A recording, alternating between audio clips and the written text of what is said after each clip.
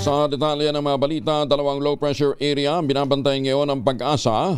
Isa nasa may Baler, Aurora, ang isa naman ay nasa labas pa ng Philippine Area of Responsibility. Huling namata ng Pag-asa ang unang LPA sa layong 130 kilometro east-southeast ng Baler. Sanib puwersa sa umiiral na easterlies na makakaapekto naman sa silangang bahagi ng Luzon at Visayas.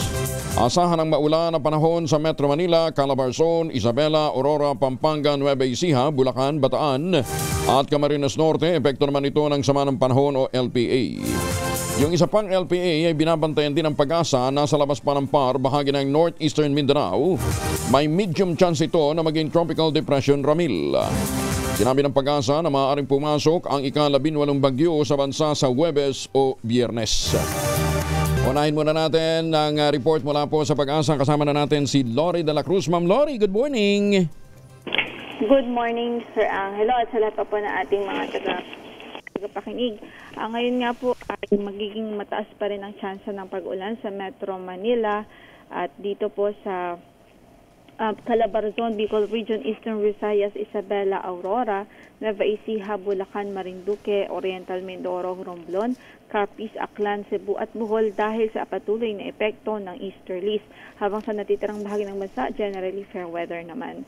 Pero ngayon meron tayong minomonitor na LPA sa labas ng ating area of responsibility. Huling nakita sa layong 1,780 kilometers silangan ng southeastern Mindanao. Pero ito po ngayon, wala pa itong direktang epekto sa anumang bahagi ng ating kalupaan. Although, in-expect natin most likely tomorrow ay papasok ito ng ating area of responsibility. Pero yun, mag-antabay po tayo sa magiging update ng Pag-asa, especially once na nakapasok na po ito ng PAR. Anong speed niya, Ma'am Lori? Let me check po yung particular speed po niya as of latest analysis ay nasa 10 kilometers per hour. Kung bagal. Apa, mabagal po. Pag mabagal kasi nag-iipon ho ng lakas eh.